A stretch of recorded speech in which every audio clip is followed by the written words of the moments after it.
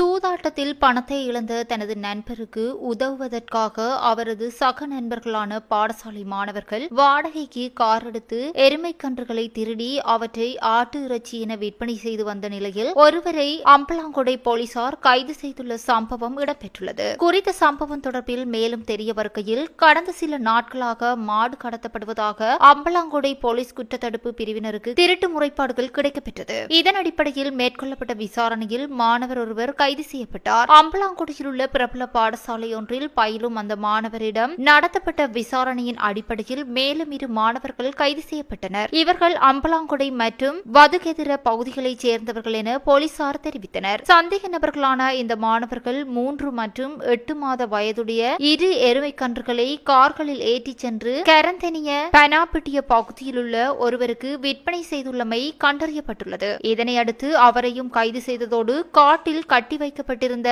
2 எருமைக்கன்றுகளையும் மீட்டுள்ளனர். குறித்த சந்தேக நபர்கள் சில காலமாக ஆடுகளையும் திருடி வந்ததாக போலீசார் தெரிவித்தனர். ஆட்டுக்கறி விலை என்பதால் கன்றுகளை கொன்று அவற்றை ஆட்டுக்கறி என்று கூறி மோசடி செய்த சம்பவம் வெளிச்சத்திற்கு வந்துள்ளது. இச்சம்பவத்தில் தொடர்புடைய 4 சந்தேக நபர்கள் பாலப்பிட்டிய நீதவான் நீதிமன்றத்தில் ஆஜர்படுத்தப்பட்ட பின்னர் விளக்கமறியலில் வைக்கப்பட்டுள்ளமை குறிப்பிடத்தக்கது.